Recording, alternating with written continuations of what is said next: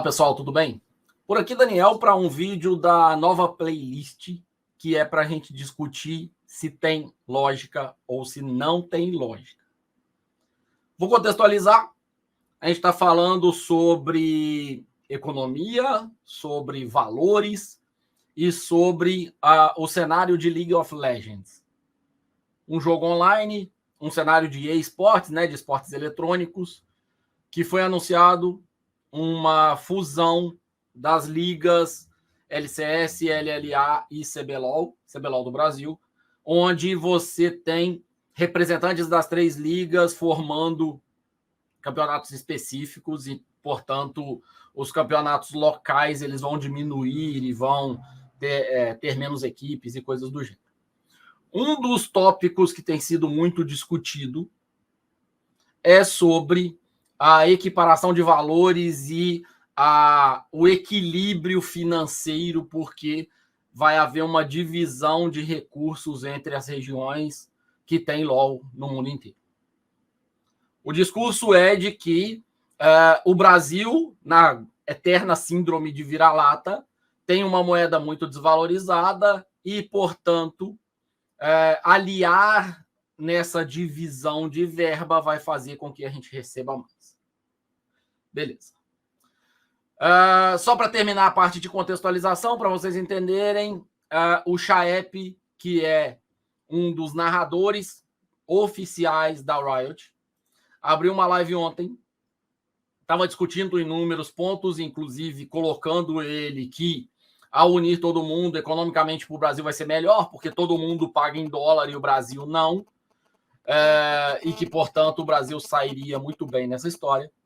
Eu fiz um comentário no chat de que os outros países não pagam em dólar, e aí, levantando essa hipótese, né, de que os outros países não pagam em dólar, e aí, como era uma live para receber recurso da Twitch, que é miséria, mas eles ficam enchendo de anúncio. Infelizmente, eu não consegui ver a resposta dele, porque estava com anúncio. Eu só vi comentários do chat dizendo, lá vem mais uma criança. Não tem criança. E não fiz uma pergunta para hype ou para propaganda ou para qualquer coisa. Vamos discutir sério esse assunto aqui, porque o ponto de vista dele não faz o menor sentido. Vamos lá. Primeira coisa que a gente tem que entender, e aí a gente vai usar essa telinha aqui do lado, vou tentar me colocar maior e a telinha. Não, vai ter que ser nesse layout aqui. Tá. Primeira coisa que a gente precisa entender é o seguinte. Quando a gente está falando de um ecossistema do tipo da Riot, onde você tem muitas regiões do mundo participando, você tem duas possibilidades. Ou todo mundo paga numa moeda padrão, ou seja, todo mundo paga em dólar, ou todo mundo paga em euro, ou todo mundo paga em libra, todo mundo paga numa moeda padrão, e, portanto, o câmbio é indiferente para a Riot, certo? Cada país vai ter que fazer o seu câmbio. Então, por exemplo, se o Brasil paga 500 mil reais e a China paga 400 mil da moeda deles, isso para a Riot é transparente, tá? Porque você normalizou a moeda, você padronizou a moeda. Existe uma outra questão, um outro jeito de olhar para a mesma coisa, que é o seguinte: cada país paga na sua moeda própria, então isso é feito em negociação separada, e, portanto, a Riot depois ela mesma converte essa moeda para a sede da Riot, para poder ver o que tem de lucro, o que tem de prejuízo. E a proposta é de equilíbrio financeiro entre os participantes, divisão dessa verba entre os participantes. Beleza. Então, vamos partindo desses dois pontos de vista, tá? Eu não sei, eu não tenho informação, mas isso tem as suas diferenças que a gente vai discutir aqui, mas não é excludente, tá? A gente não precisa só isolar um lado para poder analisar. Vamos analisar os dois lados. Beleza. A Riot está falando em superávit ou déficit. Ou seja, o Brasil é uma região, é um país deficitário. Ele não tem superávit financeiro para as orgs, para as organizações, e alguns outros países são superavitários, eles têm lucro. Aqui a gente tem déficit. Beleza. Quando a gente fala sobre equilíbrio, a gente tem que entender uma questão que é o seguinte. Falar em equilíbrio financeiro significa que a gente está pegando tudo que é lucro de todos os lugares, tudo que é prejuízo de todos os lugares, e a gente está equilibrando, traçando uma régua onde o lucro paga os prejuízos e, eventualmente, sobra alguma coisa, eventualmente dá prejuízo para todo mundo. Ok? No entanto, essa é uma divisão igualitária. Ou seja, o Brasil tem o mesmo peso da Coreia, tem o mesmo peso da China, tem o mesmo peso do NA, e você faz uma divisão igualitária. Você simplesmente soma tudo e divide pela quantidade de participantes. O que pode acontecer, que é mais normal, é mais comum, é uma divisão usando heurística. O que é uma divisão usando heurística? É você utilizar algum dado para gerar uma ponderação adequada, um ajuste adequado. Então, por exemplo, se você tem X times no Brasil e Y times na Coreia, você vai fazer uma divisão diferente. Primeiro você divide por time no Brasil, depois você divide por time na Coreia, e aí sim você faz o equilíbrio por time. Certo? Ou quantos títulos já foram conquistados, ou quantas vezes participou do Mundial, ou quantas vezes... Esse tipo de raciocínio ele é muito comum. Vou fazer um paralelo com o Campeonato Brasileiro, por exemplo. Quando a empresa que transmite os jogos vai fechar um valor que vai pagar, ela está fechando um valor que é proporcional ao patrocínio que ela recebe. Vocês acham que um jogo que tem 100 mil pessoas assistindo tem mais valor monetário para uma empresa de carro, por exemplo, do que um jogo de 1 milhão de pessoas assistindo? Não, obviamente o de 1 milhão tem mais valor monetário. Logo, o clube envolvido no mais valor monetário vai gerar um patrocínio maior e 1% do patrocínio ou 5% do patrocínio vai ser uma fatia melhor desse bolo. Porque a origem do dinheiro, né, que é o patrocínio, é mais alta. Isso chama heurística, tá? Nesse caso do futebol, eles estão usando audiência, quantidade de pessoas assistindo, para poder dividir essa verba. Tá? Tem formas de descobrir quantidade de pessoas que está assistindo e coisas do tipo. Beleza? Então, existe ainda a possibilidade de divisão heurística. Qual é o problema? Vamos assumir que é o caso 2. Ou seja, cada país paga na sua moeda. Se cada país paga na sua moeda, porque, afinal de contas, partindo da prerrogativa, né, que o Chaep trouxe, o Brasil vai sair lucrando, vai se dar bem, porque o real é desvalorizado em relação às outras moedas do mundo, a gente vai precisar entender algumas coisinhas. Vamos ver se isso aqui é verdade? Então, se cada país paga na sua moeda, o Brasil vai sair lucrando porque ele é a moeda mais fraca do mundo. Síndrome de vira-lata. Beleza. Primeira pergunta para o Google é: moedas do mundo em relação ao dólar. Infelizmente, eu não achei um site que me desse isso tudo como resposta. Tá? Eu queria uma tabela simples, moedas do mundo e cotação do dólar de cada uma daquelas moedas para a gente poder fazer uma comparação direta. Não consegui. Tá. Qual que é a moeda chinesa? A moeda chinesa é o Yen. Tá joia. O próprio Google já traz aqui para mim, ó. Qual é o valor de R$1 na China? Vou clicar aqui. R$1 equivale a 1,35. Ou seja, se R$1 no Brasil, se $1 equivale a R$5 e alguma coisa no Brasil, $1 equivale a quase 5 na China. Logo, o Brasil é uma moeda mais fraca do que a chinesa, mas não é 5-1 em relação Brasil-China. Logo, é uma informação falsa de que o Brasil vai lucrar, vai se dar bem, porque você tem uma equiparação de câmbio.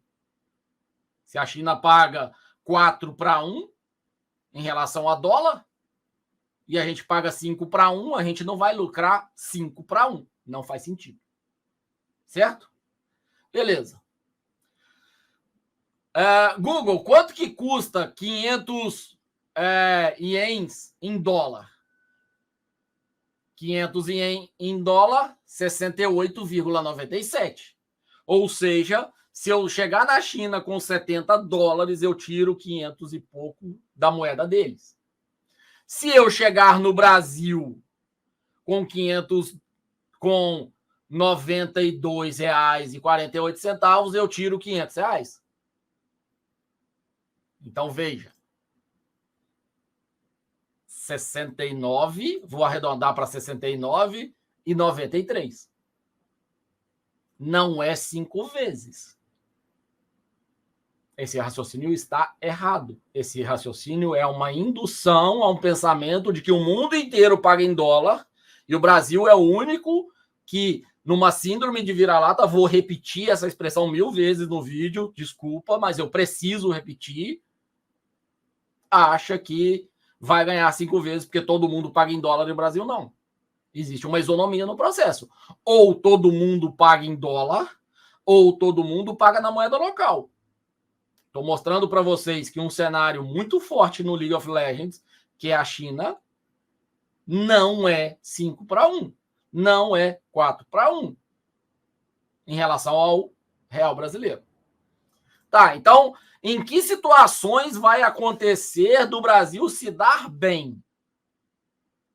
Quando o dólar for moeda oficial. Ele se daria melhor ainda quando o euro for moeda oficial, porque o euro está melhor do que o dólar. Isso acontece em 35 países. Detalhe, sabe qual que é o site que traz a informação? Brasil Escola. Vou entrar no Brasil Escola. Aqui a gente tem a lista dos países que tem como moeda oficial o dólar. E se a gente descer aqui no site e procurar, a gente não vai achar Coreia, a gente não vai achar China. Portanto, vamos entender, eu vou até mostrar aqui para vocês, ó. Não tem nem Coreia nem China, tá? Portanto, vamos entender o seguinte. Pode existir uma vantagem financeira para o Brasil participar dessa nova modalidade que está juntando um monte de país? Pode. Depende da negociação, depende dos termos de contrato. O Brasil vai ter uma vantagem de 5-1, porque todo mundo paga em dólar e o Brasil não? Não, isso é mentira. Não tem lógica. Isso só seria verdade se todos os outros países pagassem em dólar e o Brasil não. O Brasil pagasse em real, o que não é verdade. Ou todos os países pagam em dólar, e aí você tem que fazer uma taxa de câmbio de cada país para dólar, e aí comparar 1,38 com 1 do Brasil para ver qual é a proporção, não é 5-1. Ou cada país paga na sua própria moeda e a Riot equaliza, certo? A informação principal e a discussão principal tem que ser essa aqui. Qual é a heurística de divisão da verba para fins de equilíbrio financeiro? Se a gente está falando que quem tem superávit vai suprir quem tem déficit, se o Brasil tem déficit, o Brasil vai receber dinheiro de alguém. Se o Brasil vai receber dinheiro de alguém, com que regra esse dinheiro chega? Porque provavelmente o que vai acontecer é começa com 6 times, depois baixa para 5, para 4, para 3, para 2, para 1, até que vira uma seleção só do país. Porque o bem maior do Brasil, inclusive o slogan do CBLOL, da organização da Riot no Brasil, é a CBLOL, a comunidade que fortalece o CBLOL. Quando eles chamam um monte de streamer, o que eles estão fazendo é ceder o direito de imagem para eles mostrarem os streamers, mas ganhando em número para publicidade, para visibilidade internacional. Então, toma cuidado com essas informações, vai atrás um pouquinho dessas informações, porque não tem lógica você dizer que o Brasil economicamente se deu bem porque todo mundo paga em dólar e o Brasil não. O Brasil economicamente pode ter se dado bem porque ele era deficitário e pode deixar de ser tão deficitário ou deixar de ser deficitário. Mas isso é um ponto que a gente precisa entender melhor dos detalhes e dos contratos das organizações. Que vai ter um prejuízo absurdo para a organização que vai sair, vai, para funcionário, vai, para desempenho de jogadores, vai. Ah, mas vai ter mais jogos. Sim, para 14 jogadores, para 20 jogadores. Para quantos jogadores? Eles vão jogar internacionalmente 3 vezes, tá? Legal pra caramba, mas e o fomento? Cadê o Tier 3? Cadê a galera de baixo crescendo? Cadê o fomento local? Que já quase não tem. Entendeu? Então, assim, tem uma questão muito sólida para ser discutida, mas, repito, não tem lógica o argumento de que todos os países pagam em dólar, portanto, o Brasil se deu bem no equilíbrio financeiro. Porque a primeira parte da informação é errada. Todos os países pagam em dólar, então o Brasil também paga em dólar. Todos os países pagam em moeda própria, então o Brasil também paga em moeda própria. E não há uma divergência de 1 para 5 em relação ao Brasil e todos os países. Isso só seria verdade se todos os outros países pagassem, tivessem uma moeda forte o suficiente para valer ou muito próximo de dólar ou acima do dólar. O que não é verdade, eu acabei de mostrar para vocês. Beleza? Bom, vou ficando por aqui. Essa é uma playlist de tocar numas feridas, de tocar numas informações, de ir atrás e de verificar se tem lógica. Nesse caso, não tem lógica. Beleza? Vamos pensar um pouquinho sobre, vamos analisar cada uma das coisas e vamos tirar um pouquinho da poeira do tapete. Beleza? Grande abraço a todos aí.